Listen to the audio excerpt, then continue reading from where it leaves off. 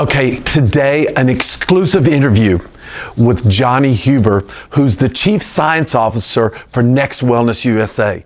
What makes Johnny so unique and very special is that he has more hands-on practical experience than anybody I've ever met in the wellness, longevity, and recovery space. And you're going to get some incredible information today that I find extremely valuable. He, to me, is really the gold mine of all knowledge out there that I've found so far. So let's get started. Johnny, take it. How you doing, man? Thanks, Vic. Yeah, so it's not that we're here to tell you or prescribe you anything about your particular, treatments, diseases, and all that. But what we're here to do is share what we found that helps with our customers, ourselves, and a lot of people that use natural elements, right? And we use very, I'll say, natural healing therapies, whether it's light, whether it's cold, whether it's heat, whether it's oxygen, using all these things that, creation has given us, but in the right dosages and the right timings and in the right orders to restore order to the human body. So that's what I spent over a decade studying, just with float tanks first, but now with all this other stuff. And basically, my kind of life goal is to figure out how to reduce fatigue, manage stress, but also build resilience in the human body. And I love the way you just put that stress resiliency. Everybody's always talking about stress management, but you were the first person I ever heard say stress resiliency. And another unique thing about Johnny that makes him so special, really, is his in the trenches. He's been in the trenches, living this and doing this. He's not somebody who just came out of as an academic and talks about stuff from a book perspective. He's certainly got that and then some and more. But this is a guy who's been in the trenches, lived this, and does this with real customers and clients all the time, including today, now as we speak.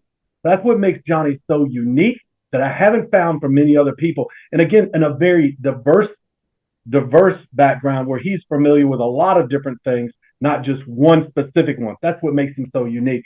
So Johnny, start us off, man, a little bit on where everything's kind of at right now, but where you kind of see it going. And then we can jump into, because he's going to share with us, we're going to talk about infrared saunas. We're going to talk about red light. We're going to talk about cold plunging and all that kind of good stuff.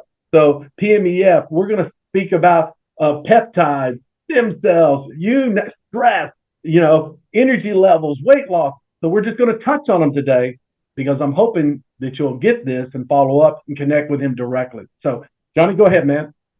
I mean, let's just pick heat, right? So heat is probably the best way to start the conversation, just because so many people incorporate heat into their own wellness routines. A lot of people, their foundational offering, let's say, of a wellness center is normally some type of sauna, some type of heat, because it's a really consistent and very relaxing stimulus, right? And we're talking about heat. So, years and years ago, talking about hundreds and thousands of years ago, people were heating up rocks in a little hut and putting water on the rocks and doing steam and what's called dry heat, which is just heating up rocks in a little fire in a hut, and then maybe pouring a little water on that to make steam and breathe that in to, break up some phlegm or, get some fluid out of your lungs, that type of thing. That's been going on for, since we were cavemen, right? And people know that it's helpful for numerous things. I'd say in the past, what would you say, 10 or 20 years, infrared sauna has become the thing. So that's the picture behind Victor right there, is that's a typical infrared sauna. So those panels are going to heat your body up like a microwave, right? And a microwave is definitely a different actual wavelength. Infrared is much longer wavelength, but it functions the same, meaning that it's going to penetrate all the way through your body and vibrate your cells, the water in your cells in particular, to a certain point that creates heat from the inside out. So infrared sauna is super popular. I would say that it's the most relaxing form of therapy ever, besides the float tank. It's really good for muscle tension release, just physical pain. You will sweat, but it's going to take you a little bit longer than I would say in a traditional dry heat sauna that heats you from the outside in. You are going to sweat, but it's going to take probably half hour or so to get that sweat going. Whereas in a traditional sauna, you're probably going to sweat within 10 or 15 minutes. Um, That's the beautiful thing about one of our most popular products is called the Contour Pod. So the Contour Pod is what we switched to as far as our initial heat offering for a couple reasons. Number one, it's much more comfortable. I mean, you're laying down in the thing, you have massage in the back, it's a nice lounger style, so your knees are elevated and everything. Your head is out, so that lid pops down on top of you and your head pops out of the lid, and so you're in control of the experience the whole time. So you have your face right in front of the control screen with two little holes out of that lid that you can pop your hands out and adjust anything that you need adjusted. And not that you need it adjusted, but you have that option, right? And so with the Contour Pod, we're doing two things that the infrared sauna cannot. One is you are much more relaxed as far as positioning of the body. It's safer, so your head is outside of those heaters, so there's a little bit more, guardrails there as far as trying to push yourself, hotter and longer. Whereas if you're inside the sauna, your head can get heated up, and that can be a little bit much for some people. There's two types of heat. So inside that little lid is both the infrared panels that you saw in the traditional stick-built sauna there, but on the infrared panels are various amounts of stones, like jade crystal stones, quartz crystal stones, stones that are mimicking the dry heat from the ancient days, but in a more focused manner. And it's doing both the heating elements jobs, which is heat you from the outside in, causing that sweat, getting the pores to open really fast, getting the detox going on the surface levels, but also that infrared heat that everyone now loves, that will pay memberships just for the infrared heat sometimes. You're getting that now in a really controlled dose because that lid is right over top of you. So you're not moving around, you're not, getting uneven heat pockets or anything. You're getting that, like a toaster right in front of your body, making sure that you're getting heated from the inside out and the outside in at the same time. So it's a much more deliverable, consistent dose of heat. And it combines a lot of other little, accessories in there that you're not getting with other traditional saunas, right? So you're getting light therapy. Obviously, you see the red light there, but we also have a little bit of green and blue. You're getting vibrational massage in the seat, so it's much more relaxing during the session. There's an oxygen concentrator there that's optional if you want to be breathing in oxygen while you're getting the heat therapy. There's a lot of studies on that. Those things are very good together. And if you want to take it to the absolute, top level, you can actually put resistance bands in the pod and actually be exercising while you're doing all this. So there is enough room in there for, an NBA sized guy, athlete to be not just delivering the sauna and light benefits and massage benefits, but also getting what's called exercise with oxygen therapy and heat. So there's a lot going on there. And as far as stimulus and as far as bang for your buck for one modality, one room, you're not going to find, I would say, more options happening than the Contour Pod.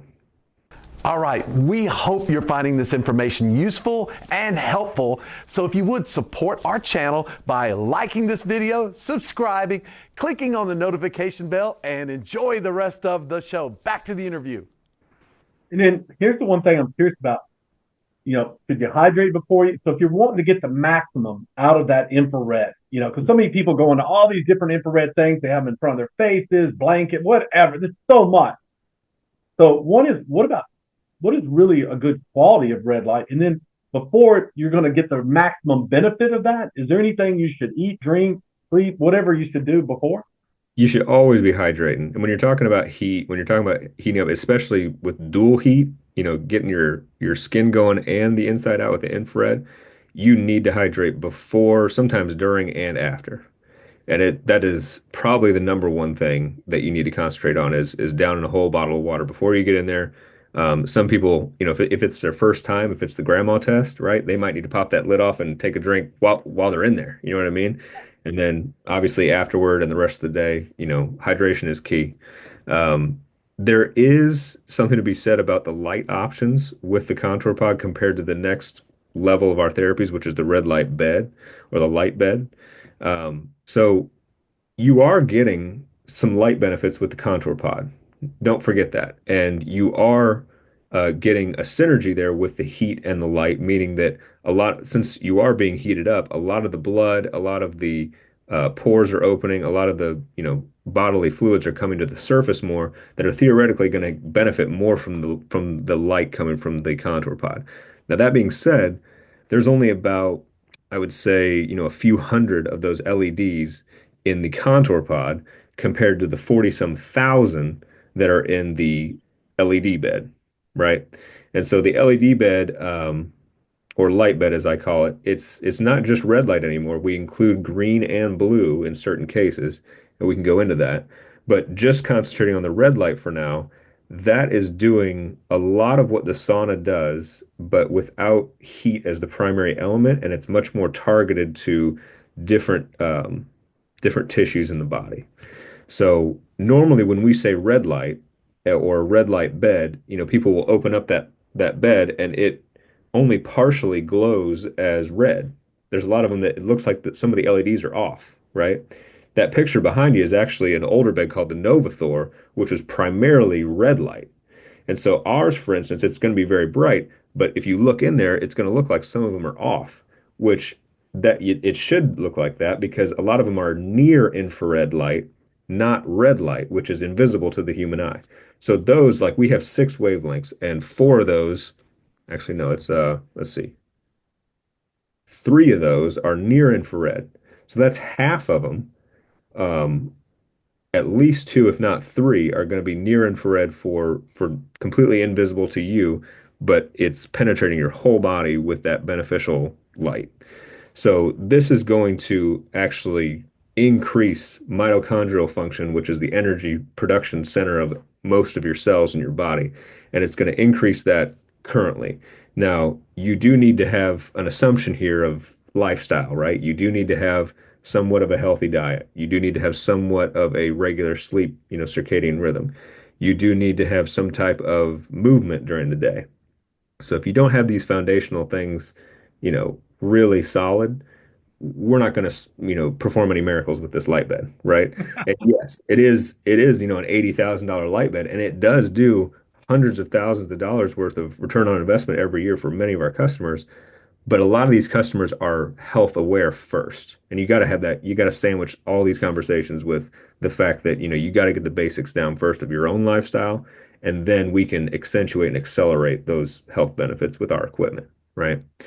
So, yeah, that would be light. Is there any type of supplements or anything you need to take to really get the maximum benefit out of this? Supplements, vitamins, minerals, or anything to get even better benefits? I would say just stick to whole food and a whole food supplement, especially because our whole food nowadays is less nutritious than the whole food was 50 years ago. And so a lot of people will supplement, but your supplements have to be whole food based as well, which is it can be hard to find that. So I would just say, we can endorse different supplement companies all day, but for the simplicity of, someone watches this video in 5 years, I would say just read really good amount of reviews on the whole food vitamin supplements and also eat as much fresh organic whole food as you can, meat, vegetables, everything, just keeping that as solid as you can. The worst thing that you can do is do ultra processed foods and highly concentrated sugary foods all the time with no exercise, right? And it's hard that we have to have this conversation, while we're talking about all these other things that can do great for you, but you have to have it because people, especially nowadays, they don't comply with the healthy stuff, right? So you got to always be mentioning that. Yeah.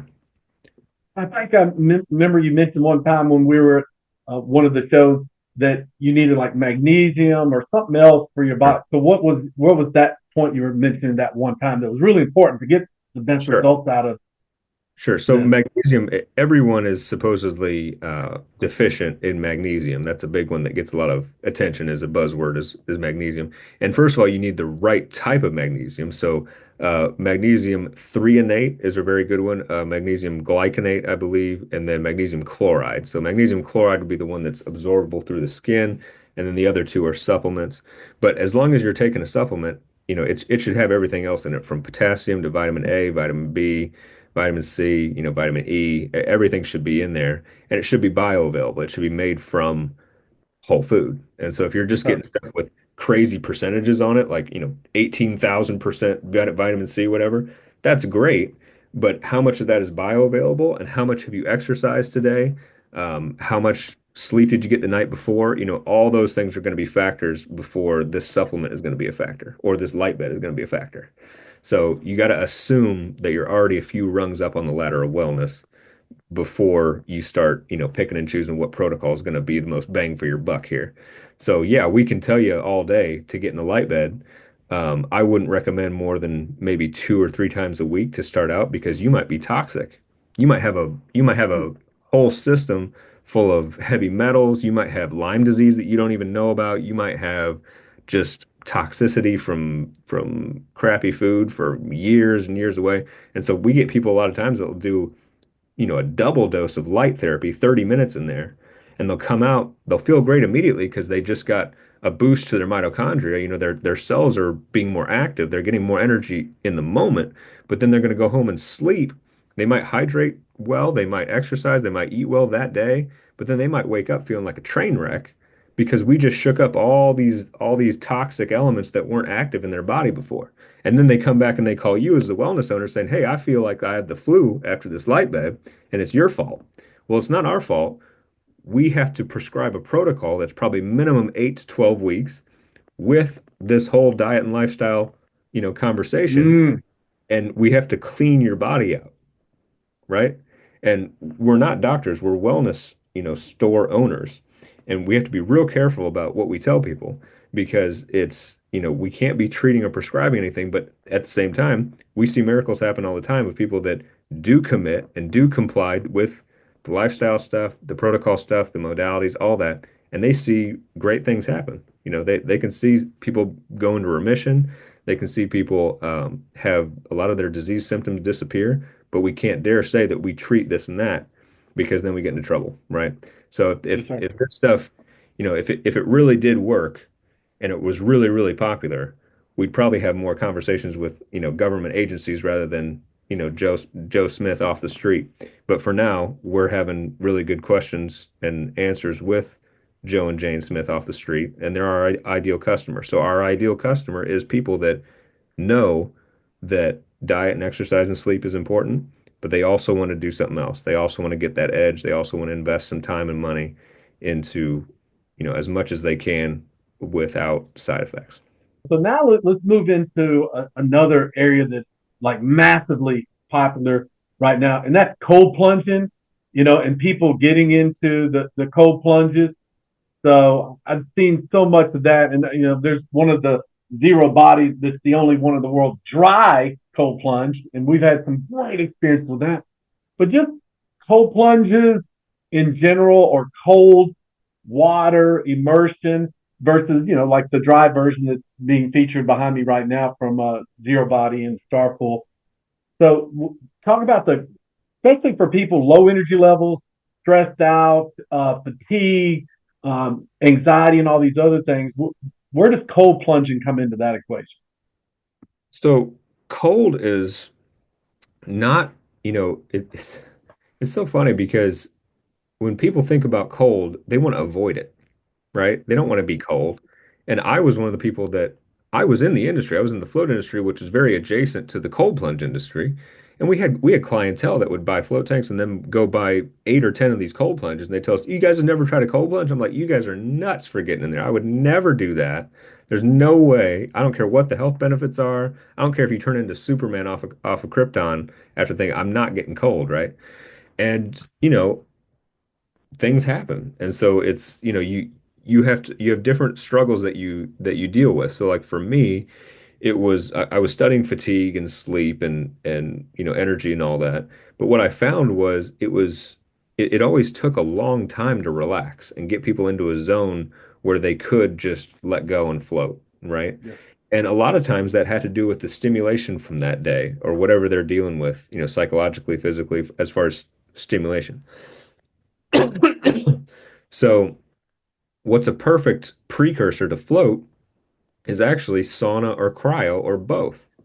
Um, and I can tell you just from a personal experience that if you have, I would say, mild to moderate depression or mild to moderate, motivational issues, energy issues, stuff that, you just can't get out of bed easily, right? That's a great picture right there. Um, you want to have a little bit of willpower to get in this cryo machine, whether it's a chamber, whether it's a cold plunge, or whether it's the new dry cold plunge, you really want to just have the choice made that you're going to do this thing, right? And that may take you 10 years, like it took me 10 years to get into a cold plunge. But with the zero body cryo now, I would say it's about 10 to 15 times easier for people to make that decision to try cryotherapy. So, for instance, we talk a lot about the grandma test, and if 75-year-old grandma can't do it or won't do it, it probably is not going to work in like a general retail setting, right? And so I can tell you this right now, we've had a lot of grandmas come through the zero body cryo, and every single one of them has good things to say. So they don't have to undress, they don't have to shower afterward, they don't have to towel off or anything like that. They can simply take, whatever outer layers off they want or not, kick their shoes off, take everything out of their pocket, get in there, hit the button, and in 3 minutes you should have measurable anti-inflammatory, pain reduction, but also you're floating. So it should be a lot more comfortable than a cold plunge or a cryo chamber. You should get a little bit more spinal alignment. You should get a little bit more muscle tension relaxation. But most of all, it should introduce a lot more people to the benefits of cold on a psychological level. And that's what we're really dealing with here. And that's what people in all the cold groups will tell you is they're doing it for, yeah, physical benefit, sure, pain, energy, all that stuff. But what they're really doing and what lives are really changing is the psychological aspect of not having to deal with kind of that monkey brain, anxious thoughts, kind of nagging mild to moderate depression, treatment resistant depression. So if you're on multiple different medications, if you've been to cognitive therapy, if you've been to psychiatric, therapy, I would mention this to your doctor and be like, have you heard of cryotherapy? And see what he says. Because a lot of people are catching on.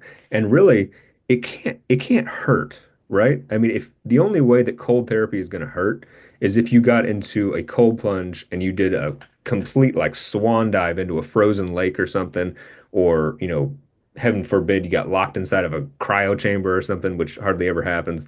But there's so many fears of the cryo stuff that are now being shed away because of the zero body cryo, right? Zero body cryo is now the first time that you can just have a giant cold pack and wrap up in it and be floating in a cold pack for 3 to 5 minutes and then be done. Go on with your day, and you have all those benefits, the re-energization, the less, chattering monkey brain thoughts, and just energy and clarity for the day, and it's making it available for a lot more people. Now, Johnny, I'm gonna add on to that one because when I first got to meet you in person, we were out in Phoenix, Arizona. Of course, it's super hot in August, and I got introduced to the zero body, both the dry and the cold. And I'll never forget reactions of people's faces when they would get into it.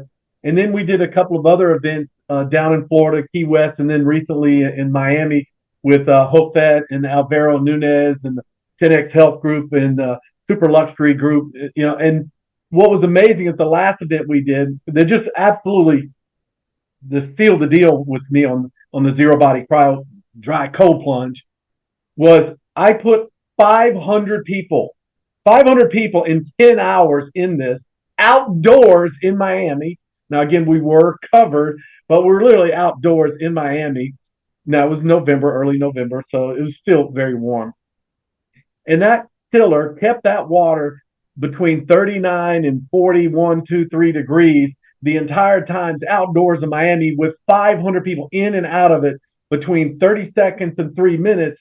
And back to your point, because you were there and you witnessed it, especially when we were down in Key West, we had people in super luxurious suits and dresses and everything else, and they're freaking out that they could get into a cold plunge dry with their best makeup, hair, outfit, wardrobes, and everything else on and get back out of it feeling amazing, just like you described a minute ago.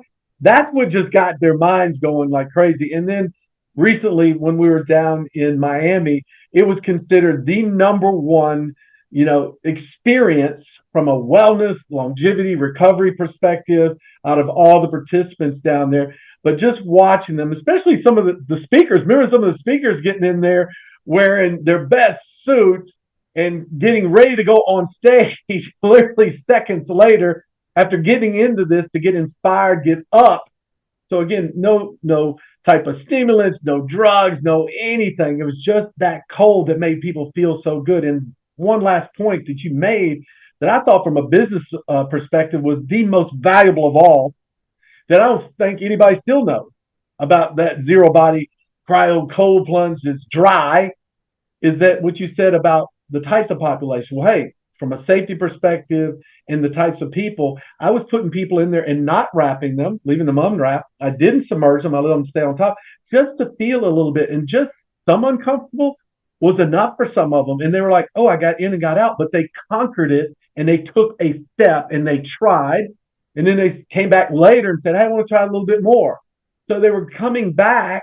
So there's the retention, the re-engagement, the opportunities, and they just kept coming back to it and wanting to go a little bit more, a little bit more, a little bit more.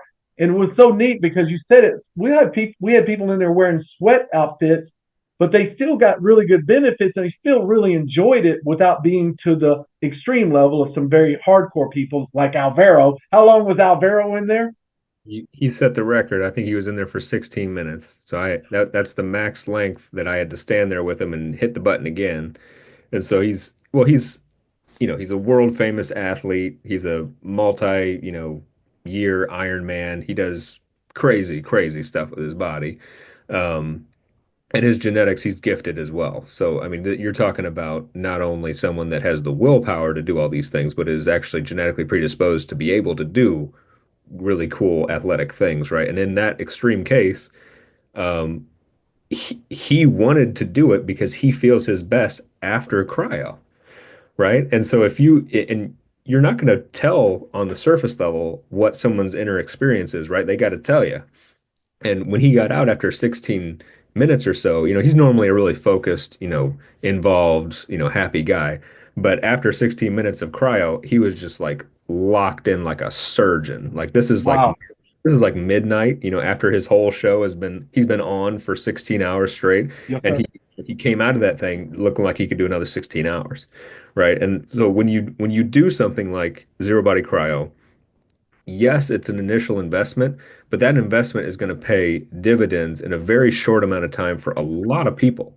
So if you can get, the average person is going to spend 3 to 5 minutes in there, and if you can re-engage them as far as their, just thought pattern and ability to function in their job, I used to have to fight to get people into a float tank for 60 minutes, and usually it's like, you know, over that, maybe 90 minutes because they got to shower, they got to redress, they got to do their hair, all this stuff. It takes a very particular person to spend that time and effort. Whereas if it's a dry cold plunge, it's 5 minutes to kick your shoes on and off, and then you can put on your suit jacket or whatever and go right back into a meeting. This is better than coffee, dude. I mean, coffee at least has like maybe a 20-minute uptake factor, right? And coffee's actually blocking a chemical in your brain so that you don't think that you're getting as fatigued as you are. And then that's why Mm, there's a crash afterward. There's a crash after the coffee high because then all that built up chemical that you should have been, getting cumulatively throughout the day to get you more and more tired is now dumping in your brain all at mm, once to make you feel that way. And you know, coffee's sold in churches, man. I mean, it's everywhere. You can't get away from coffee. It's the drug of choice for majority of people in the world. If we can take 1%, I mean, let's aim high and aim for 1% of the coffee market with cryotherapy. I mean, we've lived, purposeful lives, right? We can say that a lot of people have benefited without side effects with a myriad of other health benefits that cold can bring versus something like coffee. and one thing you mentioned to me that I found was amazingly important, or just a key differentiator, was that in a traditional cold plunge, well, one, you got to get all the way down in there quick, whereas this one it takes kind of ramping it up. But the other thing is your head's out of the water most of the time, and what's on the back of your neck that's even more important that you actually get in the zero body constantly that you don't get in a traditional wet cold plunge. What was that? Yeah, that's right. I mean, so you want to have cold, especially on the back of your head, if you are already cold adapted. So that it's more of a perceived shock to the body. It's not necessarily lowering your core temperature, but your brain is very sensitive to temperature changes. And so when you had like when somebody dunks their head in a traditional cold plunge, that's seen as kind of like the max out move. If you can dunk your head, you're going to get even more benefit and everything.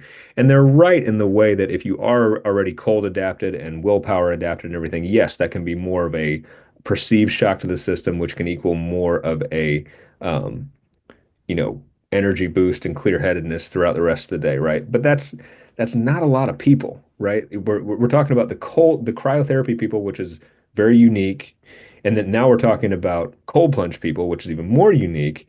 And we want to open up the conversation to grandma and the rest of the family to try cryo. And so, normally we'll put a little pillow, a little neck pillow, like at the airport, um, on the back of your head to actually protect the back of your head so the rest of your body can get cold, but the back of your head is protected, meaning that your perceived cold is just around your body, which is a little bit more manageable for grandma and the rest of the family, right?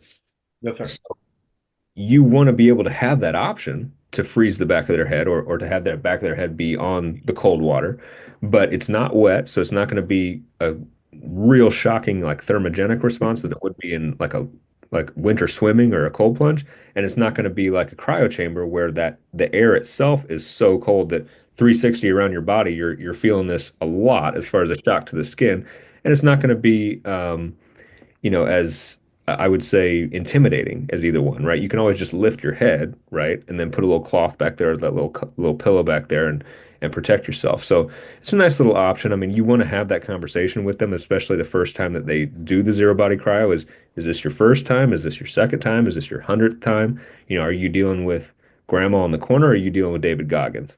Because there's a big range of people, and I would say you're going to get 99 grandmas before you get one David Goggins. What's the one nerve back there that Vagal nerve. Yeah, yeah. the vagal nerve, it actually starts from your brainstem, but it circles around to the sides and the front of your neck and everything. And almost everything we're talking about is vagal nerve stimulation because your vagal nerve goes throughout your whole body and goes back up and it controls a lot of different functions of your body.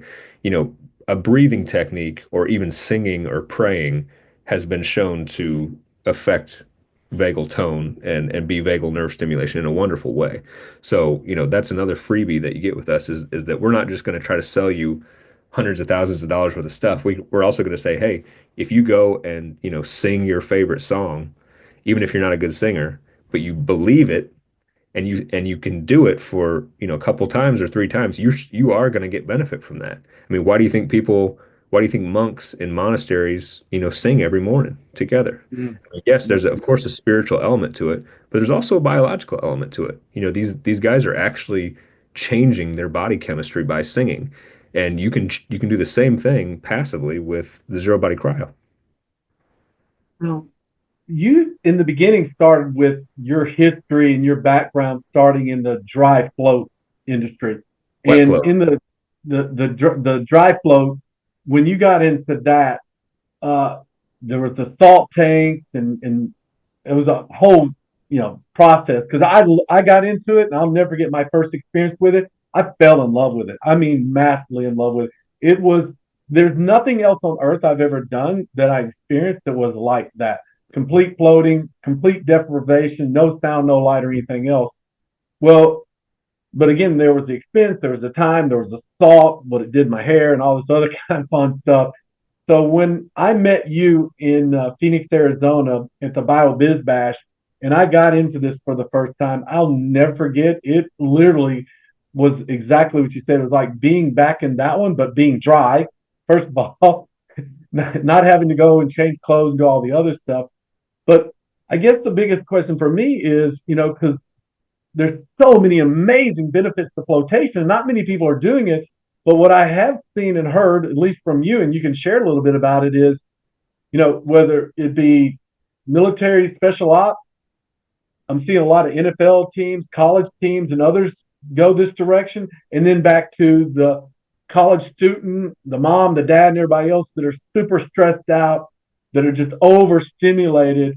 Where does the zero body dry, warm. This is a warm float. And what's kind of the temperature on this one? And tell us a little bit about what somebody could, especially with all the stress and everything people are dealing with nowadays, both mental, emotional, physical, just overstimulated. Where does the dry float fit into this? Yeah, it's a good segue because we've covered heat and covered cold now and light and all these things that are stimulation devices, right? You are going to step into something, you are going to feel different right now with all this stuff that we have covered, up to this point. And the dry float or floating in general is the opposite of all that. It's turning that volume dial all the way down or as far down as you can get it to where all that noise is reduced to the point of being way off in the distance or gone completely. Now, it's not going to feel the same as a traditional float tank. Original float tanks are literal bathtubs of thousands of pounds of dissolved magnesium sulfate salt water that you got to be naked in, and you got to have earplugs in, you got to know where the light is and the door is and the filtration unit. You got to be aware of all these things. You're bouncing around for a while. It's going to take you a half hour just to like get used to the thing before you can Yeah. even think about relaxing, right? And for people like you and me, we might be able to lock in pretty quick and fall in love with something like that because we're prepared to do that. But I would say less than 1% of the population is prepared mentally, Wow. right? So the dry float is just a really, really great stepping stone into real, wet saltwater float therapy, A. But B, it also, just like the dry plunge with the cold plunge or the wet plunge, it opens up all these other doors for all these other people to try it, right? And we want more people to try this stuff because we don't want to be a niche business. We want to be a mainstream business, and we want wellness and what used to be called alternative therapies to be real therapies and to be recognized, right? And dry float does this better than any other therapy, which is turn that noise level down and introduce people to an environment where it is literally just them and nothing else. They can hear their heartbeat. They might even be able to hear their, eyes blink. You can control the environment actually easier in the dry float than the wet float. So with the dry float, I would recommend having a variety of different eye masks so that they can fit them, before you get in, making sure they're comfortable and that they can open their eyes and blink underneath the mask and still have blackout, light proofing. I'd recommend having a couple different types of audio so you can have over the ear, headphones that the gentleman has on there in the picture, but you can also have earbuds that go inside. You can also have personal ones, that they use. They can also have their own audio, on their own phone. Um, I would say have the audio encourage relaxation. You don't want to just be like listening to the game or something. You can do that, but that's a little bit, not recommended. Um, but the athletes, the special ops guys, the veterans, associations and all this stuff, they know the value of the therapy. And so when I get a customer that says, why would I get a zero body dry float? They don't understand the value of rest and relaxation. So this comes back to the foundational conversation you got to have about fatigue and sleep. So all of this stuff, literally every single product on our menu can be seen as a sleep hacking device, not a biohacking device. Because what is the only real biohack? Sleep.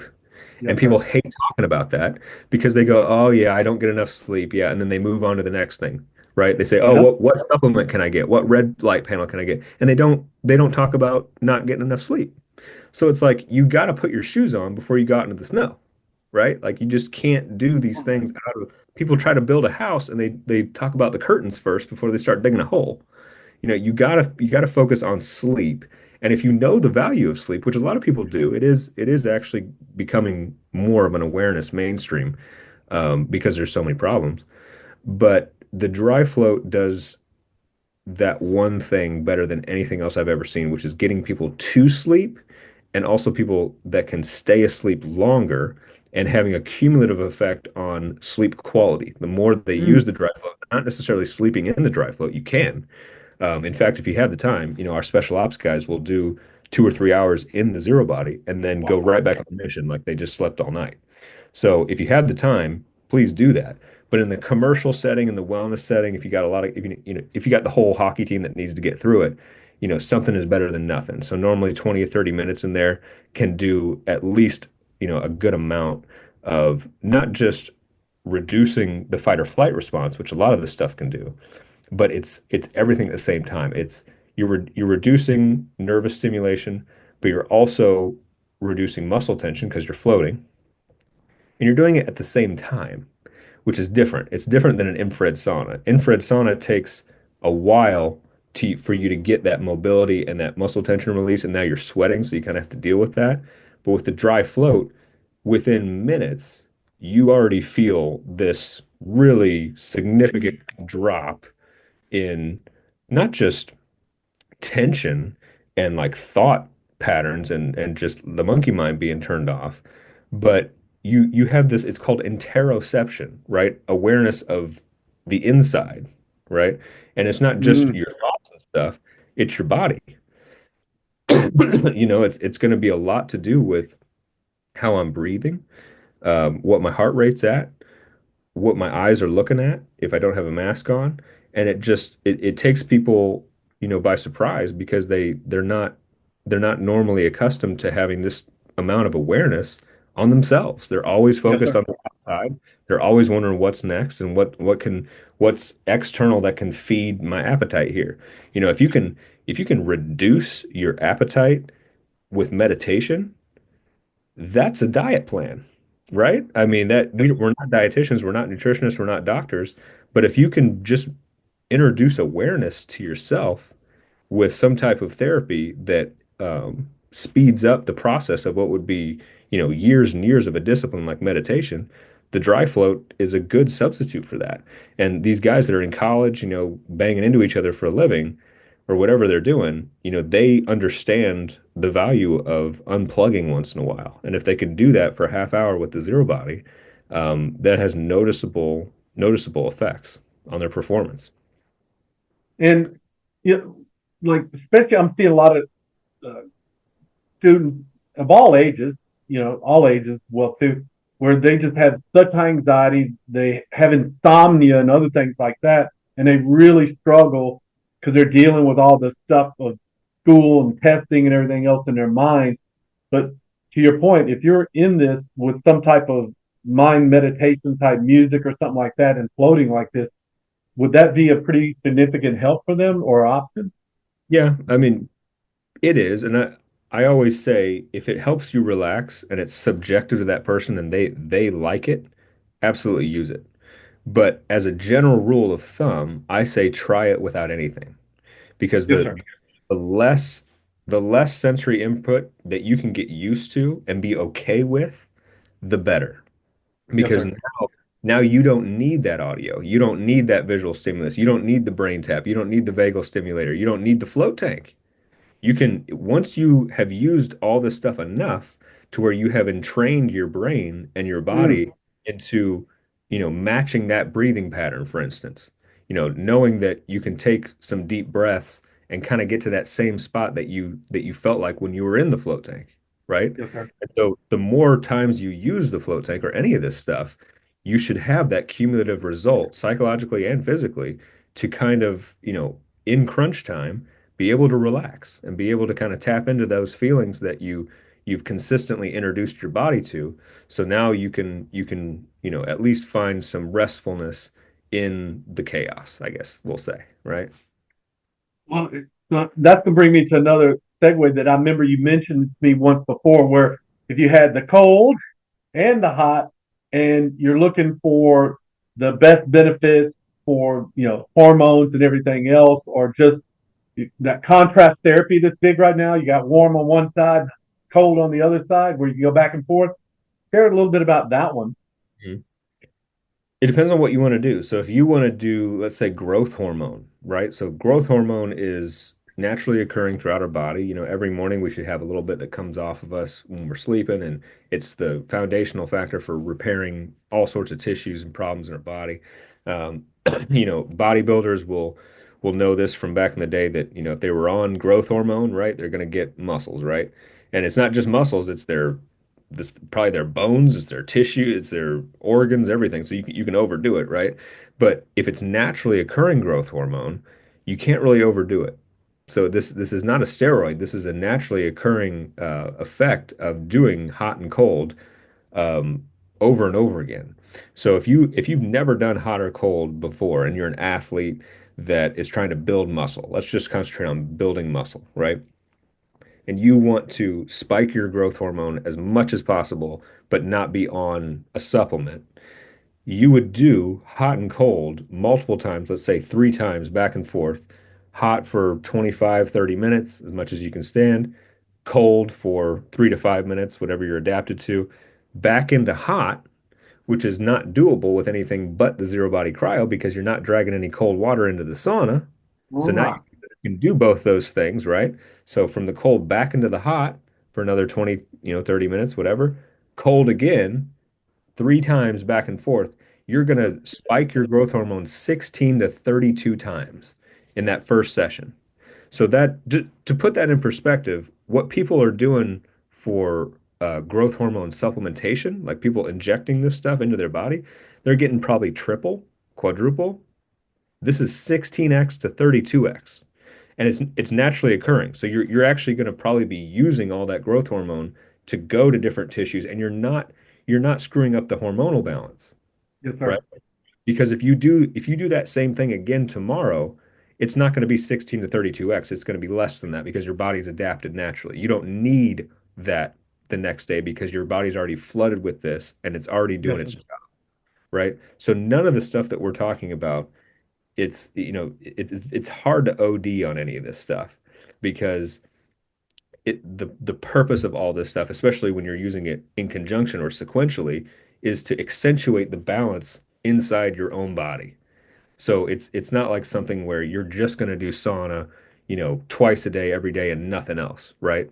That may have some slight benefit for like detox, pain, and stuff like that, but you may want to just mix it up, with cold, with float, with oxygen, with all this other stuff because it's different building blocks for those engineers and the construction, crews inside your body to be able to not just repair the house, but rebuild the house to last longer, you know? Wow. And then what about people just kind of, you hear them go from, like you just said a minute ago, cold plunge to dry sauna where they're doing contrast therapy. Why are all these people like doing contrast therapy if it's not for human growth hormone, which I don't think they know about that one, maybe. But so Right. what is the main reason why people are doing contrast therapy nowadays? That's a great question. The reason why people are doing hot and cold is because of the experiential value of the therapies, especially when they are combined. They want to feel good right now, not later, right now. So when that customer gets out of the room, they feel amazing, like $100. And they should not have an expectation that is less than amazing when you do hot and cold, especially together. If you can end on the cold, that's going to be best for metabolism. If you are ending on the heat, that's probably going to be good for beginners that are afraid of getting too cold too fast. And it's also going to be great for pain, in general.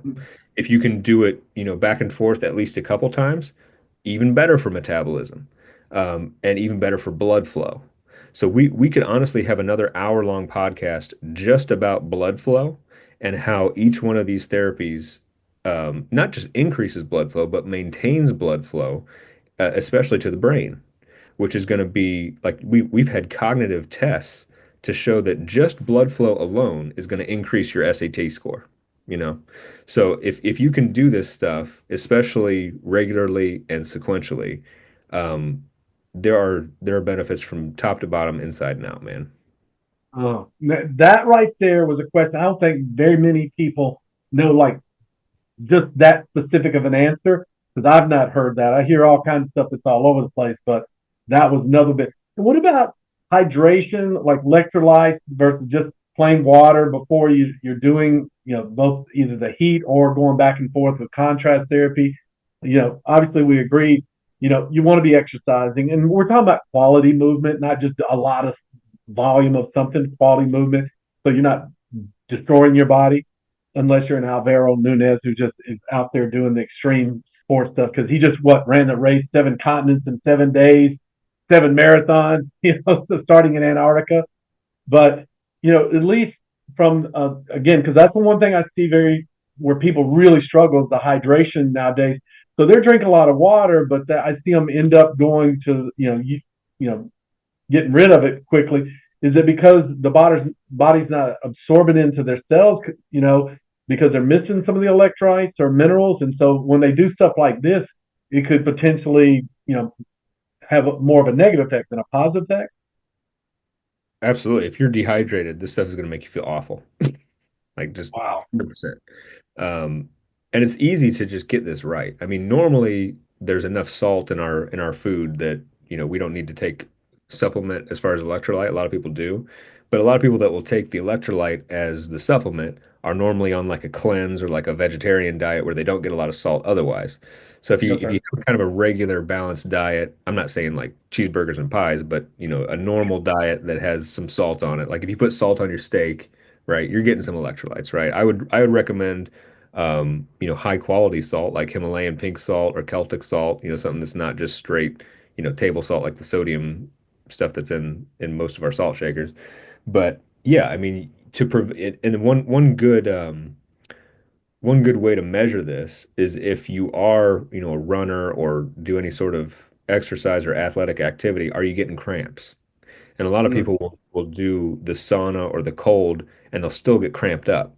So if you're still getting cramped up and you're doing all the stuff that you should be doing, that means that you might need some type of supplementation, whether it's potassium, whether it's magnesium, whether it's, some type of vitamin and mineral. I would take a full spectrum, whole food vitamin that's going to have electrolytes in it anyway.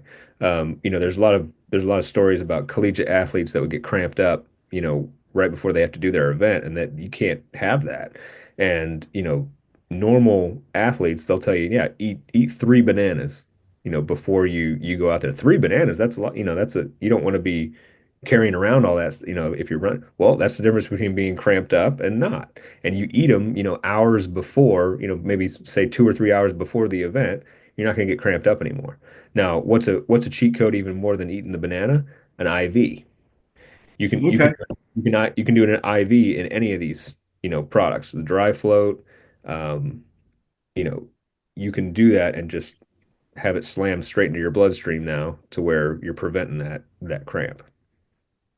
And one last thing to end on the dry float, while we're kind of visiting that one, is I'm seeing a lot of people that are taking, you just mentioned it, IVs, or they're doing stem cells and other things like that. Would something like this be something where they could actually do, like be taking that while they're floating in here? So they're getting a twofer. And then what would be the advantage from a business owner's perspective and the potential client if they're doing stem cells or IVs or any of those type of treatments while they're in a dry float? What's the extra advantage if there is one? There is, and this goes back to what we've been saying this whole time, which is the foundational conversation of all this stuff is how your body's going to use whatever supplementation that you're putting into it, and it can't use it if it's not regenerating. If you're not getting to sleep that night and sleeping like an absolute rock for at least 7 or 8 hours, you're not going to get the full benefit of whatever you just injected into your body, whether it's a Myers Mm. cocktail for immunity, whether it's a peptide to build tissue, whether it's a stem cell trying to regenerate hard to regenerate tissue. The wellness stuff, the stuff that Next Wellness offers, which is all this different biohacking gear, is designed to provide the absolute best soil to grow all these other expensive therapies, whether it's stem cell or peptide or IV, all this other stuff. You have to sleep well that night, or else it's not going to be optimal, right? So you have to have a wellness routine, at least somewhat, to get the full benefit of whatever huge costly therapy like peptide or stem cell that you're going to pay for. I mean, a stem cell, you can just break it down scientifically, and a stem cell is going to grow a very difficult part of the body, whether it's like spinal tissue, whether it's a neuron, whether it's a brain cell. A stem cell, there's different types of them, but to go through all the process of getting an injectable or some type of stem cell therapy to begin that healing process, if you don't have all the foundational stuff already before you do the stem cell therapy will not work. And so that's just the core of it, you know? Well, one of the things I think I remember you mentioned was that if they're floating in this and they're warm, does it do they like they empty a bag quicker or they absorb it faster? Yeah. Was that another advantage as well too? Yeah, it's actually two things. So you're getting vasodilation, which is the blood vessel opening, and so more of the injectable can come into the bloodstream, but it also relaxes the entire nervous system. So now instead of, you worried about what's going to happen, which can cause that blood vessel to recontract or constrict, it's not just going to open that blood vessel and allow the injectable to come in, but it's going to stay open for the entirety of not just the injectable, but afterward as well. So now you're getting that flowing through your whole system now multiple times, whereas if you didn't do that, you'd have less of a chance of that hitting you faster and better. Because all I traditionally see is people sitting in a chair with some compression type boots or something else on, and it's a cool room, and they're having a difficult time even finding a vein. So that's why I was curious, for all these people investing the money and the people wanting the results and the benefit, it's putting them in the right environment. I just don't know that enough wellness, recovery, longevity type facilities, to your point, have really gotten to that. They understand, hey, if they're warmer, they're going to be better versus they just have the room at the same temperature as everything else in the whole building. And then they're putting these IVs in, and it's hard to find a vein. And then it takes longer, so it's more time out of their day, whereas this could accelerate the process, actually get a much better benefit. So back to the zero body dry float. And what's the water temperature in that typically or ranges? Yeah, 93 to 95 is normally the sweet spot. If you're doing shorter floats, you can have it be warmer. Everybody likes the warm hug, without getting wet. So if it's mostly like a med spa model with majority, women coming through there, definitely have it warmer, definitely have it be, 20, 30-minute sessions. If it's kind of a mixed bag and there's all sorts of people, 30 minutes is nice, 90 to 93 is a nice sweet spot. If you're actually having people sleep in there like for hours, 2, 3 hours at a time, you actually want it a little bit cooler. So Okay. 85 to 88 or so is actually the sweet spot for that. And that's if you're actually doing a real sleep cycle, which is 90 minutes or more. Yes, sir. Wow. There. I mean, that right there was a valuable gold nugget or diamond or ruby right there on that one. So let's go to switch gears a little bit. Hyperbaric chambers, eight box, oxygen, just can't get up. No, this is the hard shell version right there. And then there's soft shells. I'm seeing people where they have them zip up and they try and get in with the wheelchairs and stuff like that. So kind of give us some of your wisdom and experience of you had to where does this even fit into it? Who needs this and why? So hyperbaric is probably the most well-known of these therapies. And it's actually based on an accident pretty much. So there were submarines, 100 years ago or more, that guys would come up and they'd have basically mild concussions or what was called the bends, where they would Hmm. come out of these submarines and have damage to their tissues because they'd been pressurized all day. And so they'd actually found that putting them in a pressurized chamber at a lesser pressure, but it's more consistent, would actually heal their body with saturated oxygen. So when you're putting oxygen at a higher concentration completely saturated into the body, the presence of that oxygen throughout all the tissues basically does two things. It improves the functionality of all the cells more so than I would say um, most everything else except maybe light. Light and oxygen are doing most of the same thing, just with a different mechanism.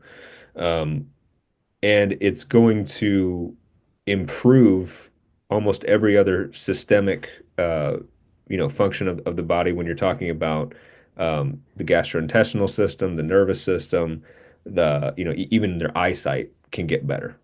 So hyperbaric, it was originally for stuff like concussion, for wound healing, for treatment resistant infections, stuff like that that's prescribed nowadays for hyperbaric at higher pressures.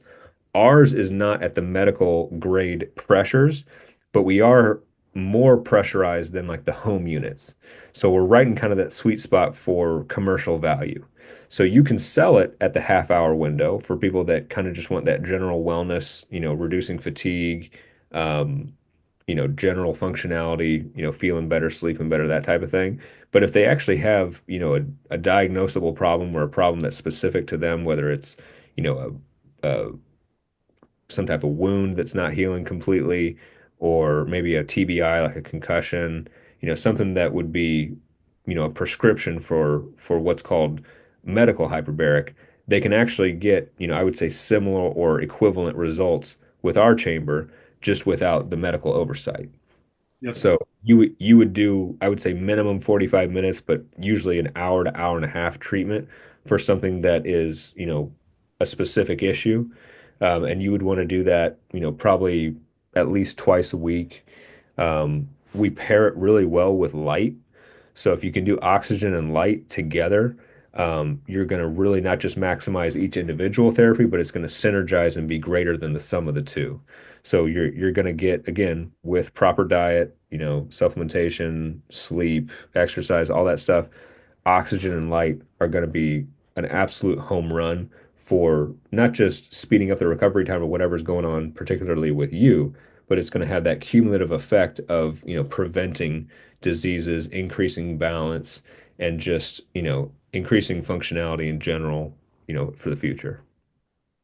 And soft shell versus the hard shell, because I'm seeing some that you can buy for your house nowadays for a few $100s that are just pop up. It's in a little container, or whatever else. What about the difference between a hard shell and a soft shell version? So soft shell, so that's a little bit confusing. So when you say soft HBOT versus hard HBOT, they're actually referring to the pressure. So Yes, sir. you can have what's considered soft HBOT in a hard chamber like ours, right? So that would be underneath 1.5 bars, 1.5 ATA atmospheric pressure. What's considered hard HBOT here in the United States is anything above that, which is medical grade. So you can actually try to do um, hard HBOT in a soft chamber, meaning, try to pressurize one of those zip up soft chambers like the inflatable zip ups. You can Yep. actually you can try to pressurize that thing up to 1.5 bars, but that zipper is going to wear out after a year or two. And even if it doesn't wear out, I've dealt with these things where it is a bear to get that zipper all the way up and all the way down for every person, doing that 10, 12 times a day. That is a lot of work. So, in our opinion, if you are in, again, that spot between residential therapies where you'd have to be in there for at least a couple hours per day to have any sort of effect, and then the medical side, which is a lot of insurance and a lot of pressure. We're in what's called the commercial HBOT market, which is delivering enough of the benefit, enough of the pressurization to have what's called angiogenesis, which is the rebuilding of blood vessels and nerve tissue in the body. But it's not high enough to require a prescription from a doctor. And it's also a hard shell. So if you want to get super technical, we're actually doing the hardest possible soft HBOT in a hard chamber. So there's Yes, sir. a lot of terminology there. Basically, what you need to know is that we give the most consistent dose of HBOT without needing a prescription. Yes, sir. That was a huge point you just made on that one. 'Cause again, and then from your perspective and your background, it's stacking these and programming these based on what you mentioned earlier. If somebody's got depression, anxiety, stress, whatever, insomnia, every one of these things could be mixed, blended, and programmed in. And I think that's something you do amazingly well. And my wish is that when they reach out and contact you or direct message you, and we'll provide all of Johnny's contact information, social media stuff, so you can reach out to him directly. But just kind of giving you an idea, there's the programming and individualization of this, because like anything, it's like you start with a lightweight and work up to heavier weight, but some people just jump in the heavyweight and they end up injured. So there's where Johnny is like an amazing, specialist at that. And our chief science officer is why it's a blessing, a gift for us being with him. So a couple of last things, we'll wrap up this session is, we're going to touch on the cryo chambers, and then we'll talk about PMEF, and we'll wrap this session up because it's been unbelievable.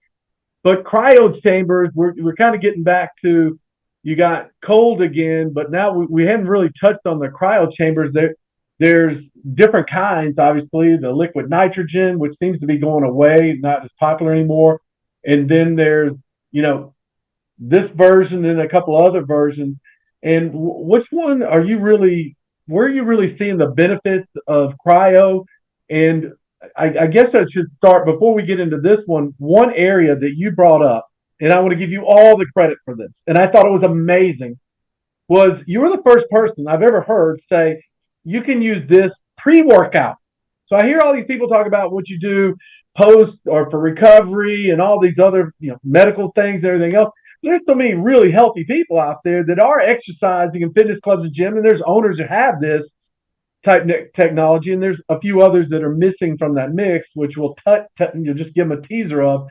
But pre-workout, give us a little background on some things, whether it's this and PEMF or whatever, that could be stimulating that parasympathetic system, or sympathetic, I should say, sympathetic, to get them fired up before they get into a workout. So where could a potential cryo chamber, and just kind of touching on the differences of the liquid head out or in and all this, versions, not electric, I guess you would say, electric, in the big game now, So if I'm a business owner, wellness, resort, whatever it is, if I'm making a choice and I can get the benefits for pre-exercising and post and wellness and all of it, which one would you be choosing and why?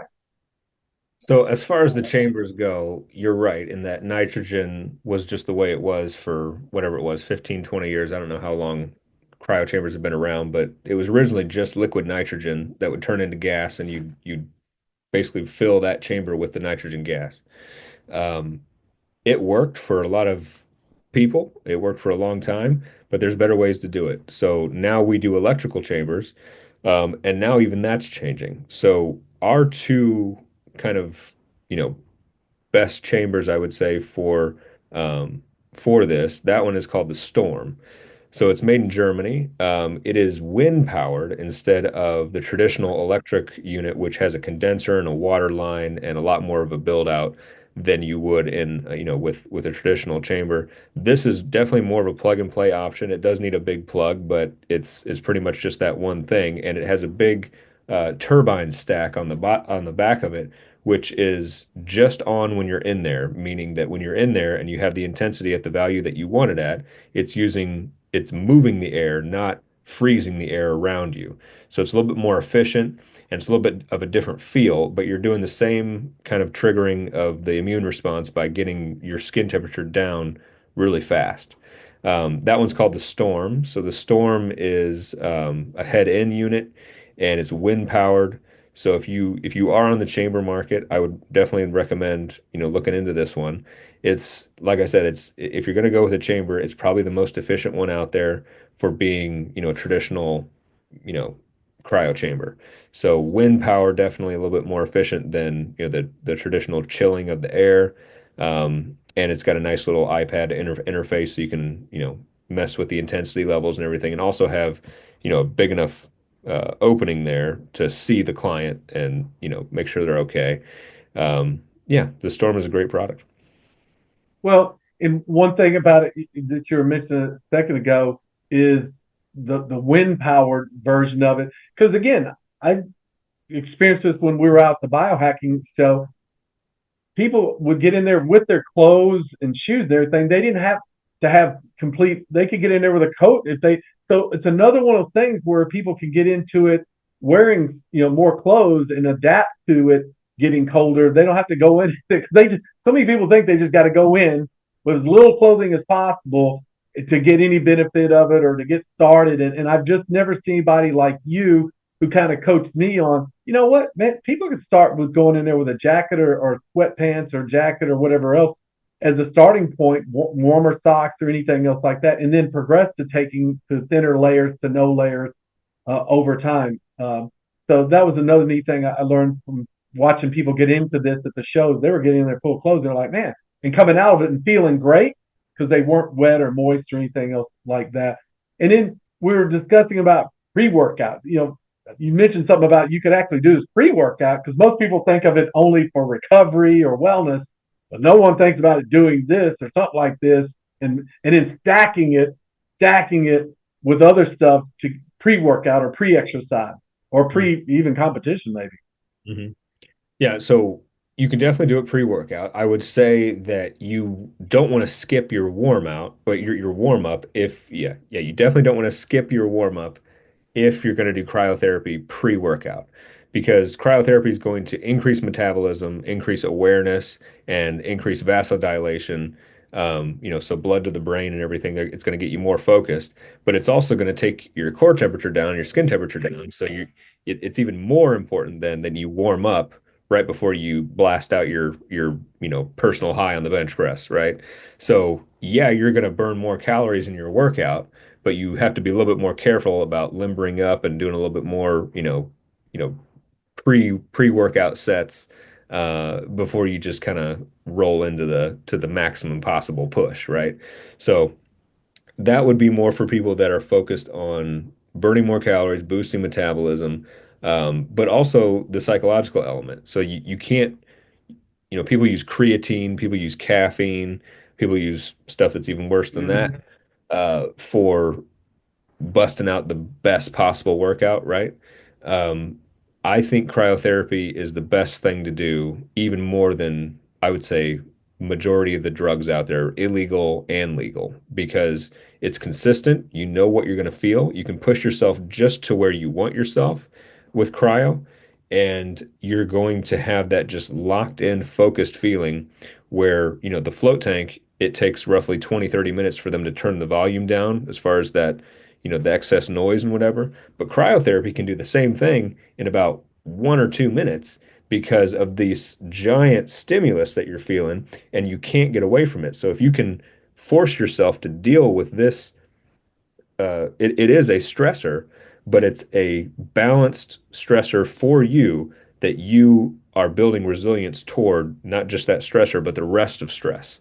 So if you can give yourself just a little bit of stress in the form of whatever it is, cryotherapy, then you can build resilience to future stress. You can actually inoculate yourself or vaccinate yourself from a future, stress breakdown, a nervous breakdown, because you've willfully sought out something that your body can't tell the difference between. Your body can't tell the difference between a cryotherapy session and a fight with your colleague or something, right? That nervous system response is roughly the same. So if you can learn to adapt and even enjoy a modality such as cryotherapy, which is a stressor, it's going to bode well for the actual stress that's coming, in the rest of your day here. You're going to deal with it better. It's going to roll off your back and you're going to perform better because you've already dealt with the stress today, right?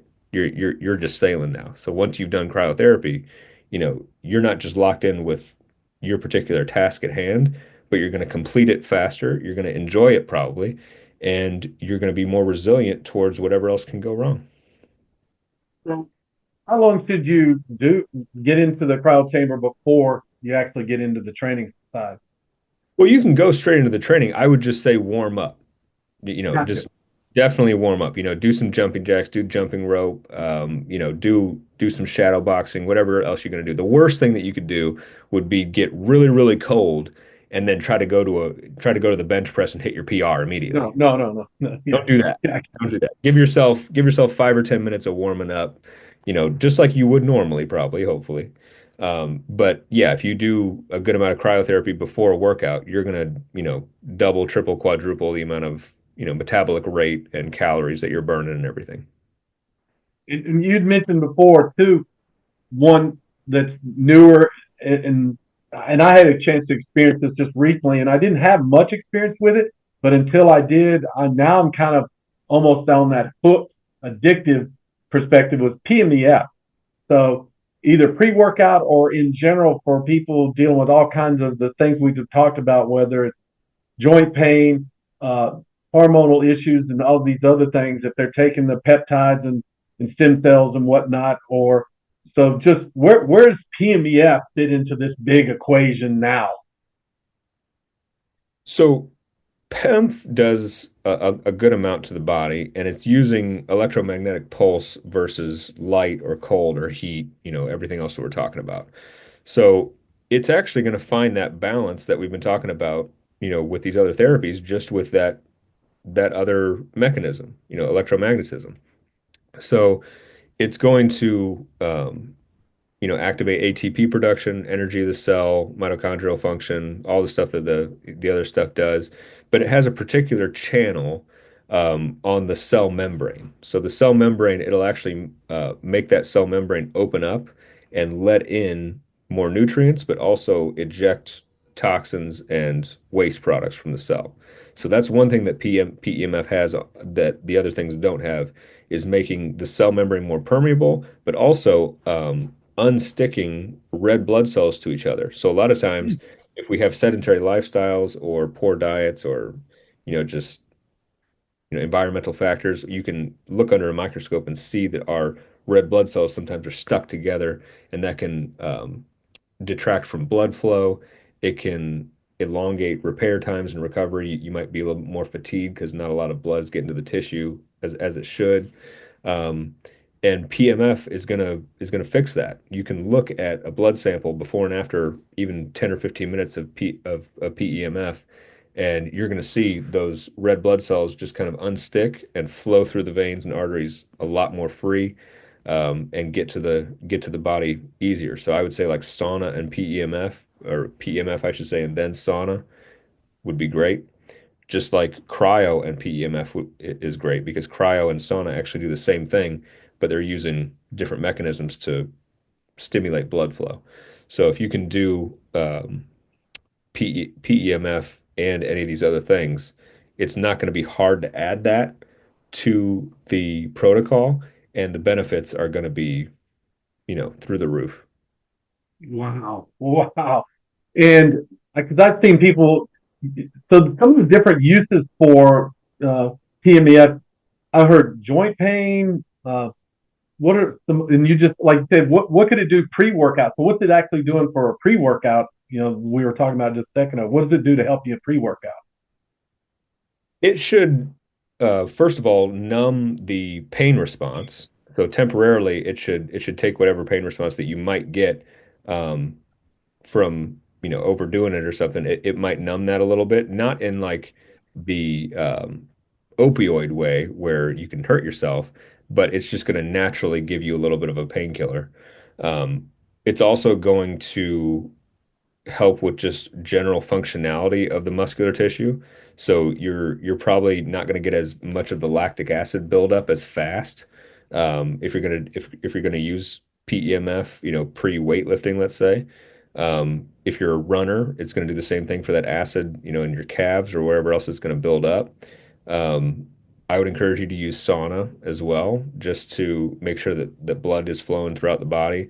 But yeah, if I would say if you didn't have time for the sauna, PEMF would be the way to go. Yes, sir. Yes, sir. And I've seen like people putting it on their joints, whether it's their ankle, their shoulders, and stuff like that. I've even seen it around their neck. What's because they have like a mat, and then they have different rings and stuff.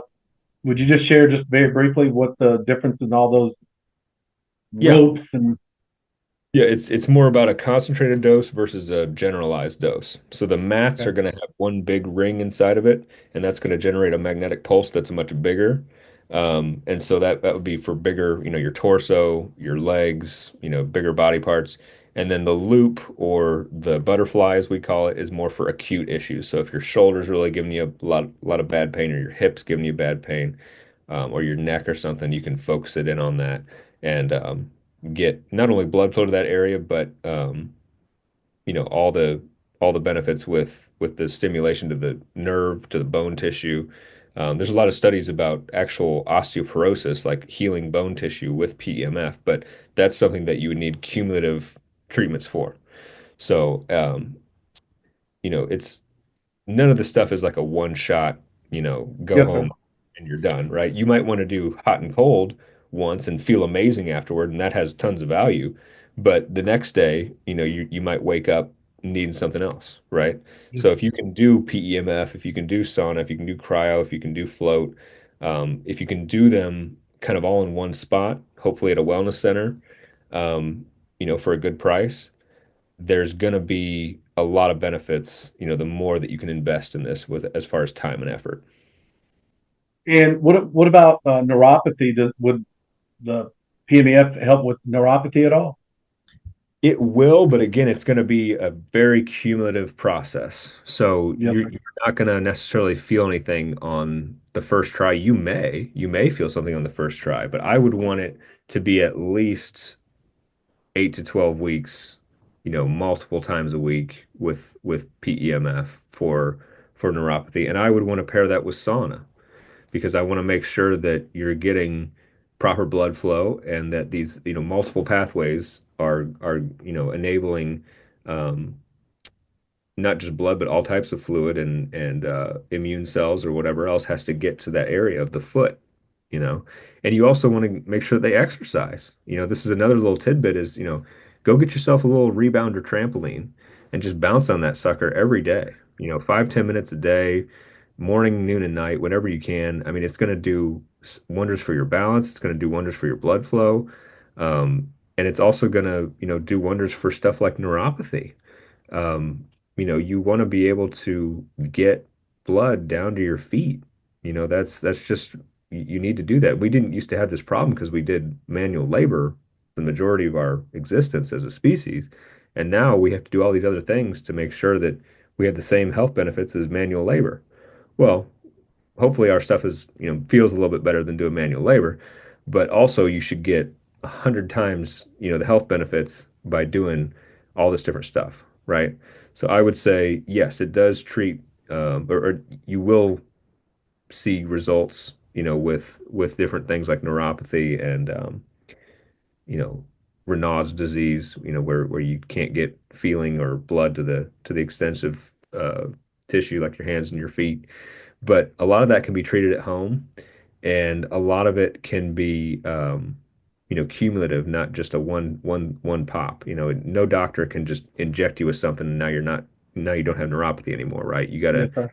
you gotta do a little bit of work here, and that's our ideal client is someone that knows that there's an amount of work to do, but that there's all this stuff that they can do to help. Well, and you mentioned the sauna and the blood flow part of that.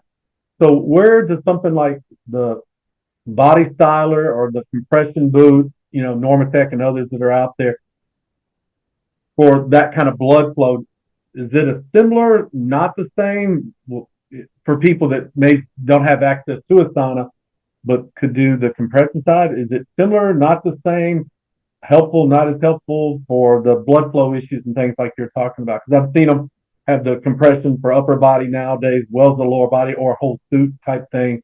Where does that kind of fit in the mix? Yeah, so you're talking about two different things here. Blood flow is one thing, Yes, but sir. lymphatic system is another thing. So you got the blood, which is pumped by the heart, and so you always have some type of circulation. Lymph does not have a pump, and there's 3 times as much lymph fluid as there is blood fluid, and it's a one-way valve. So lymph only goes like this in one direction through your liver and through your organs out through the body. And so if it doesn't move, it gets stuck there and it Hmm. accumulates toxins and it can cause cancer and all sorts of stuff.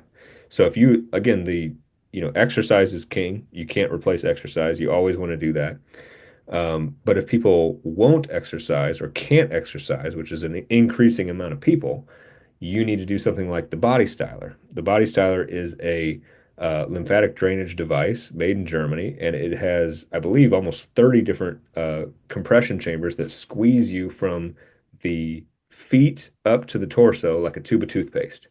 And it does it in a way that is very comfortable and very, pain relieving and all that. It's very relaxing. You can lay down and have it done to you. But it actually is draining the majority of your lymph system to get that lymph through the entirety of the tubes inside your body to get it expelled and released. So a lot of people will see like, an inch lost around their waist in one body styler treatment, and that's not fat loss, that's edema, that's inflammation. So you can actually lose, you know, not just weight and get your body contoured, but it's going to release a lot of these toxins. It's going to make you feel better, but you don't want to overdo it too fast. So you do have to weigh the options of toxicity, right? If you're eating McDonald's every Mm, day, or you're not moving every day and you've got years and years of buildup in there, you're going to need a few of these treatments, and you might not feel the best after your first treatment. Same thing with the sauna. So if you have a really bad diet and you never exercise and you got poor sleep and you get in a sauna and you feel a little bit better when you get out, but then it's just like a train wreck of, feeling like you got a headache and your head spinning and you can't sleep and you stink maybe. That's because you got toxins coming out of you. Same thing can happen with a light bed. Same thing that can happen with us. Yeah, sauna, light bed, PEMF. It can happen. Um, Anything. You got to be aware of where you're at as far as your own toxicity levels, your own lifestyle levels. It's going to hit everyone differently. If you yes, are sir. some, most people are in the middle, right? And the middle people is what, normally is our customer and our client. And these people just need, a protocol that is minimum 8 weeks, I would say, for 2 to 3 times a week for all this stuff. Hit all the buttons. And, because you can't really, OD on this stuff if you have someone that's knowledgeable about it. Um, and you want to be able to, measure your own subjective energy level, right? How do I feel after week one? How do I feel after week two? And by week eight, you should be feeling like night and day. Is there one thing, whether it's heart rate variability or another wearable tech devices, apps or things on phones for measuring some of this other than blood and other things like this? Is there something, the average consumer or client or something in one of these facilities could use to kind of measure their progress forwards or backwards or benefits from these? Sure. Yeah, HRV is huge. I use HRV all the time. I used to do EEG, which is just brain waves, but now there's a lot of HRV that incorporates EEG, Okay. and a lot of it can be wearables. You know, Pretty much any wearable out there, like Whoop is a very good brand. I use a brand called Neural Check. So there's ways to track it, but honestly, the trackers, I wouldn't even put any trust in any tracker before I do all the foundational stuff that we're talking about, sleep, diet, exercise, Yes, and, sir. and also do, the get out of bed test, which is how good do you feel when you wake up to where you get out of Mm. bed. You can track stuff all day. You can do all the blood work. You can do all this stuff and say, "Oh yeah, you're doing great." But if you don't feel good when you wake up and you don't want to get out of bed like right then, you probably have a fatigue issue.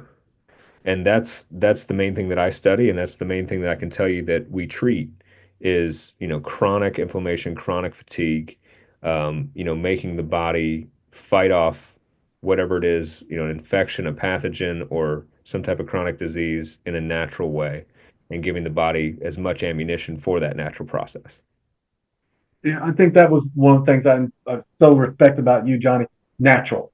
You're not looking for, something that's weird, artificial, that some type of medical stimulation or anything else. You're looking for, and not that we're anti against anything, but we're just saying if the best we can do is something more natural that people can access more relatively, not have to go to seek medical, and not that that industry is very overwhelmed as it is. So we're trying to take some of the pressure off of them, not put more on them, knowing that there's not as many doctors and stuff like that nowadays as well too. So we're only trying to be something to help and try and slow down that kind of rush because we're seeing more of obesity, more medical problems associated with that, you know, overstimulation. So we're seeing so much of that. So that's why I'm so grateful for everything you shared with us today, Johnny, because it is towards helping us manage our energy systems, manage energy in our battery so we don't just keep draining it and overstimulating and frying it as much as coming up with things that can help recharge it, non-medically, non-chemically, but help the body become more stress resilient, not stress management. So that was incredible helpful. So Johnny, we'll include all your links, and you'll be able to DM him directly. We'll also have links where you can access information about all the products and any of the ones that we're going to be sharing with you that was included today. And then there'll be there's like 3 more series coming out. We're just going to give Johnny a break because he was unbelievable there. But to get access to this, you'll need to send myself or Johnny your information. And then again, we'll share with that. And I think Johnny, not me, but Johnny has got some bonuses that he'll have if you reach out directly to him. So, in meaning specifically more on the programming side, specifically to some of the things that we discussed today that you may be dealing with, that he's got programs that he's been sharing and working with people for so many years to try and help you. But that would be something to go to him directly, and we want you to do that because, hey, the one thing about myself and Johnny and the others that are on our team is we dare you, which means to have the courage to take action to challenge us because we really do want to help. We're not trying to be arrogant or over, zealous about this, but we're just unreasonably committed to helping and supporting y'all as much as we possibly can. And if we can do that and you feel better, move better, and you live better, hey, it's a great day, and we're blessed and grateful for you. So I'll let Johnny have the last word, man, and I'm so grateful. Johnny, give it away, man. I appreciate you, man. Yeah, I mean, we really do want to just make it so that people feel better and that understand the therapeutic value of natural element modalities like this. So the more that we can invest in alternatives to, drugs, alternatives to surgery, alternatives to, just artificial things that you're putting in your body that you don't really know what's going on. I mean, yes, our industry is very new. Yes, a lot of these modalities are very new, but there's a lot of promising stuff. And the thing that all of them, almost all of them, I should say, have in common is that there's very little or no side effects. And so, a lot of this has to do with just wellness-minded people, but there's also an increasingly, bigger amount of people that do have specific problems that are finding relief with this, that, and the other that we use. And so, try to get, the awareness out there, try to, contact whether it's us or another wellness company. It doesn't really matter to us as long as you're taking the journey to, find what works for you in a sustainable way. That's kind of the reason why we all do what we could do. We could all be doing different things like this, but we want to help people and we want to help people the right way. So, thanks, Victor, for having me on, and we'll look forward to having some conversations. Thank you, Johnny. All right, man. Take care.